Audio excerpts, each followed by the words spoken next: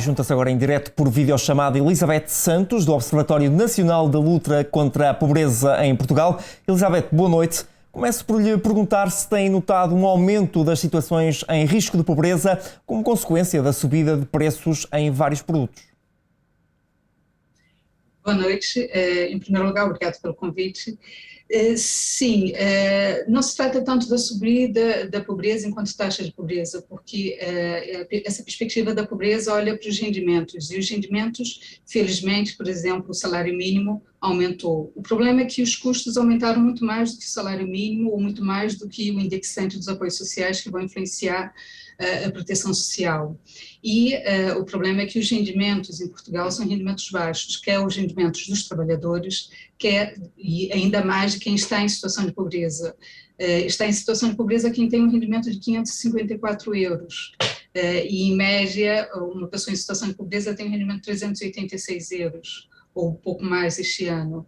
Isso significa que não há aqui elasticidade para suportar os custos. O rendimento vai, de fato, para os bens essenciais, como alimentação, como energia e como habitação. E, para além desta população em risco de pobreza, temos uma outra população que não está em risco de pobreza, mas, mesmo assim, também não tem rendimentos elevados. O que nos está a dizer é que é difícil identificar esses casos, uma vez que, como acabou de explicar, no fundo, a análise é feita através dos vencimentos. Não só, também temos a privação material e vamos conseguir ver isso provavelmente através da privação material, mas o que eu queria dizer é que não se trata só da população em risco de pobreza que vai sofrer com esses aumentos, é também uma outra população. Nós em 2020 tínhamos 31% da população que não conseguia ter 540 euros para fazer face a uma despesa, ou seja, não tinha esta margem de manobra no seu orçamento, isso significa que o aumento desses custos não são suportáveis para o orçamento das famílias, não só das famílias pobres, muito mais das famílias pobres, obviamente, mas também numa classe média com rendimentos baixos. Elizabeth, o Governo decidiu alargar o apoio às famílias mais carenciadas. Acha que esta medida é suficiente nesta altura? Esta medida é muito importante, porque é uma medida com efeito imediato que vai, de fato, apoiar famílias com tarifa social ou com algumas prestações sociais. O que será importante perceber é durante quanto tempo esta medida vai durar, porque o aumento e a escalada do preço não irá ficar por estes meses, não é? Irá continuar. E não há previsão dos rendimentos das famílias aumentarem no mesmo ritmo, por isso é necessário que hajam medidas que sejam sustentáveis ao longo do tempo, que permitam suportar este aumento dos custos, esse estrangulamento do orçamento das pessoas ao longo do tempo. Na sua opinião, na sua perspectiva, que outras medidas é que poderiam ser tomadas? O governo, sobretudo manter, assim, nós defendemos primeiro a nível dos salários, consideramos que temos salários baixos e é preciso um ajustamento no nosso mercado de trabalho para salários mais dignos e juntamente com esses de rendimentos mínimos que sejam também eles adequados e que permitam que as famílias que necessitem, que são vulneráveis, aproximem-se mais dos seus rendimentos daquilo que é pelo menos o limiar de pobreza e aquilo que são as necessidades básicas. É uma das medidas que a IAPN Portugal tem vindo a defender a nível dos rendimentos adequados.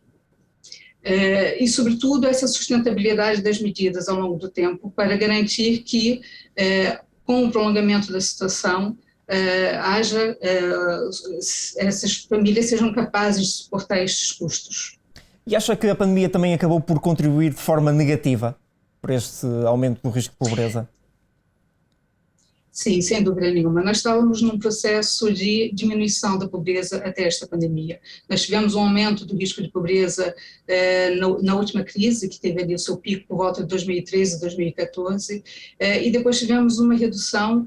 Chegamos em 2019 com os valores mais baixos que foram registrados, não é? Nos inquéritos que existiam desde 94, os valores mais baixos. Nós tivemos um aumento muito grande num ano, passamos de uma taxa de risco de pobreza de 16,2 para 18,4. foi um aumento muito mais rápido do que aquele que ocorreu na última crise, que foi mais prolongado no tempo, mas foi mais gradual.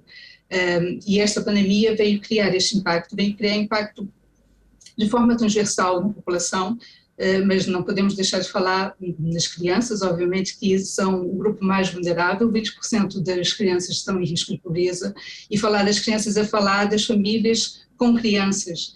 30% das famílias monoparentais estavam em risco de pobreza. E o que é que está por trás desses números, Elizabeth? Em relação às crianças, 1 em cada 5 em risco de pobreza é muito preocupante. Sim, são baixos salários e baixos rendimentos, seja do salário, seja da proteção social, quando não existe o salário. Nós temos, por exemplo, em 2019, os dados de 2019 mostravam que 71% dos trabalhadores por conta de outrem tinham um rendimento entre 600 euros e 1.000 euros. São rendimentos claramente baixos se pensarmos no custo da habitação, que tem vindo a subir, e já estava a subir muito antes desta pandemia e muito antes deste aumento dos custos dos bens alimentares e da energia. São valores muito baixos para suportar uma família, porque um trabalhador recebe para toda a sua família. E por isso as crianças são pobres exatamente porque estão em agregados com baixos rendimentos, seja do trabalho, seja depois da proteção social, porque se os trabalhos são precários, o acesso à proteção social é mais frágil, ou às vezes não há esse acesso à proteção social, ou durante um período de tempo que não é suficiente para retirar as pessoas da pobreza. Elizabeth, muito obrigado e até uma próxima oportunidade aqui na Record TV. Obrigado e boa noite. Boa noite. Muito obrigada.